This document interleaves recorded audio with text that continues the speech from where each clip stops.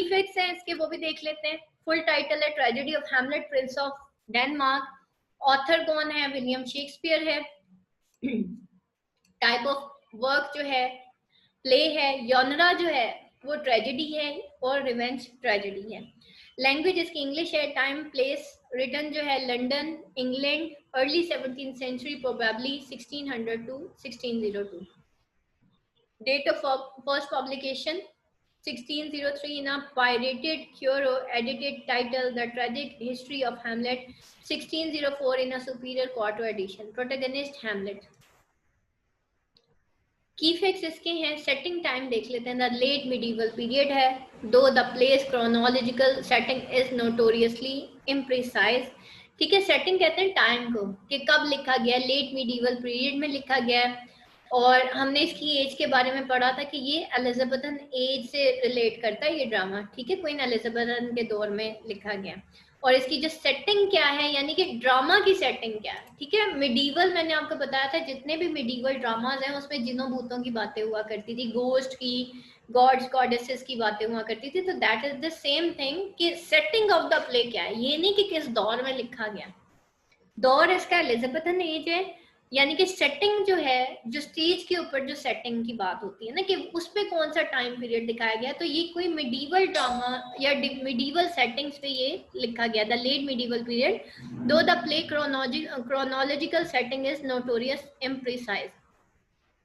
फिर सेटिंग, एक तो सेटिंग टाइम है, यानी कि कौन से दौर का या कौन से दौर का ये ड्रामा लिखा गया है, किस दौर पे आई मीन के लिखा गया है। ठीक है, किस एज का था वो तो हमने बताया कि शेक्सपियरियन एज या एलिजाबेथन एज से रिलेट करता था, लेकिन मिडीवल पीरियड में लिखा गया था, उसको रिप्रेजेंट करता था।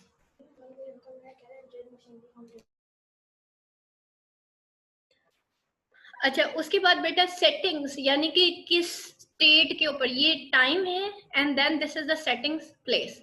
सेटिंग्स में बेटा हमेशा जो ड्रामा की सेटिंग्स, यानी कि ड्रामा का टाइम और प्लेस आता है। जैसे देखिए ना, हम कोई भी फॉर एग्जांपल अगर मुगले आजम की मैं बात करती हूँ, ये आपने मुगले आजम देखी है हिस्टोरिकल मूवी, जिसमें वो शहनशाह अकबर होता है, अनारकली होती है। ठीक है, बहुत पुरानी कहानी है, दिलीप कुमार पे जो बनी हुई है। अब अगर हम उसकी बात करें तो हम उसकी सेटिंग्स को क्या कहेंगे कि वो जो है शहनशाह अकबर और दिलीप कुमार के दौर की कहानी है, यानी कि मुगलिया दौर की कहानी है। ठीक है, तो हम क्या कहेंगे कि टाइम क्या था, वो मुगलिया दौर था। सेटिंग्स क्या थी, इंडिया थी या बड़े सगीर था। ठीक हो गया। तो इसी तरीके ये यहाँ पे लिखा हुआ है, सेटिंग्स क्या है इसकी, डेनमार्क है, और टाइम क्या है, लेट मिडीवल है। और इसी तरह मुगल आजम की बात करेंगे तो हम कहेंगे कि मुगलिया दौर की कहानी है। ठीक हो गया। तो ऐसे होता है। हालांकि लिखी कब गई, जब पाकिस्तान बन चुका था या बनने वाला था, तो उस वक्त लिखी गई थी, है ना। तो लिखी कब गई, वो तो 19th सेंचुरी में लिखी गई, लेकिन जो उसकी सेटिंग ऑफ द सेटिंग्स में टाइम एंड प्लेस थी। तो अच्छा जी, फिर उसके बाद foreshadowing, the ghost which is taken to foreshadow an ominous future of Denmark. ये वो गोस्ट था जो कि which is taken to foreshadow, foreshadow कहते हैं कि किस्मत को फोरशैडो कर देना, ओमिनियस। ठीक है, फोरशैडो कर देना, किस्मत को बेकिस्मत कर देना या फिर किस्मत खराब कर देना। Foreshadow an ominous future for Denmark, एक ओमिनियस यानी कि बदशुगन फ्यूचर फॉर डेनमार्क को शो कर रहा था। टोन क्या थी, डार्क थी, आयरनिक थी, मेलनकली गमजदा थी, पैशनेट थी, कॉन्टेम्पलेटिव थी, डेस्परेट थी, वायलेंट। थीम्स इसकी क्या थी, इम्पॉसिबिलिटी ऑफ सर्टेनिटी। ठीक है, जो सर्टेनिटी थी उसकी इम्पॉसिबिलिटी, कि कोई भी चीज सर्टन नहीं है। ठीक है, everything is uncertain. The complexity of action था, मिस्ट्री ऑफ डेथ थी, the nation as disease body, और जो नेशन थी उसको कीड़ा लग चुका था, वो करप्ट हो चुकी थी। मोटिव क्या थे, incest and incestuous desires, ears and hearing, death and suicide, darkness and the supernatural misogyny.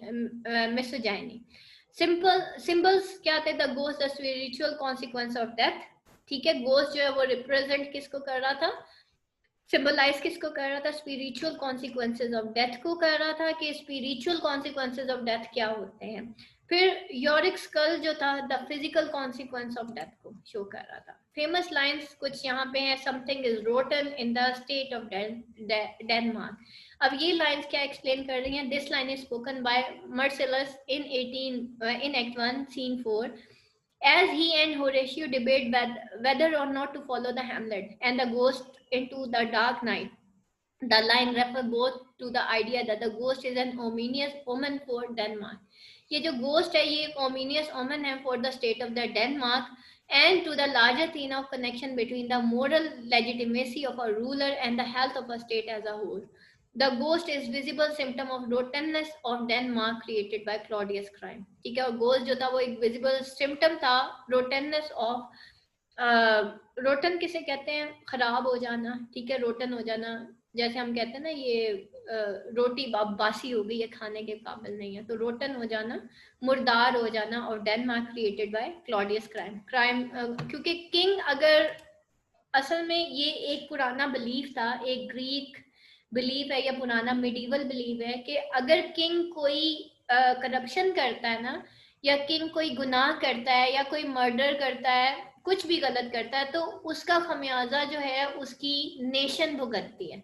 तो अगर किंग फॉल करता है तो पूरी नेशन फॉल हो जाती है। फिर फेमस लाइन है टू बी और not to be, that is the question. ये फेमस लाइन थी, एक सोलिक्वाय थी जो कि बार बार जो कि हैमलेट बोलता है। और ये बहुत ही मशहूर लाइंस है।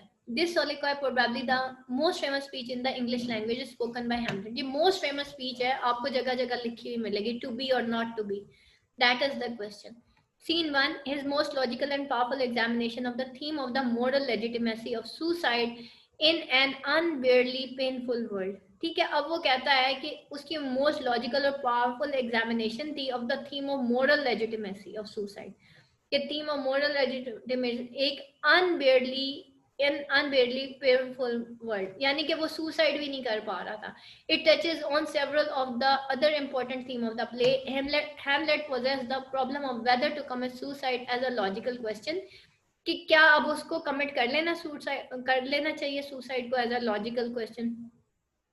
और क्या है टू बी और not to be? That is to live और not to live. To be और नॉट टू बी, बी का मतलब होता है जीना, कि अब मुझे जीना चाहिए या नहीं जीना चाहिए। अब ये मेरे लिए क्वेश्चन है कि रादर मुझे अपने आप को किल कर लेना चाहिए या मुझे जीना चाहिए। He then weighs the moral ramifications of living and dying, is it noble to suffer life. अब वो कहता है कि भाई अब वो लिविंग और डाइंग के दरमियान ना एक कंफ्लिक्ट पैदा हो जाता है उसके दिमाग में, और वो कहता है is it noble to suffer life, कि भाई अब ये जो लाइफ को मैं बर्दाश्त कर रहा हूँ, इस तरह की लाइफ को, तो क्या ये नोबलर है? ठीक है, तो ये बेटा आज का आपका लेसन है, that has been ended. Any question class?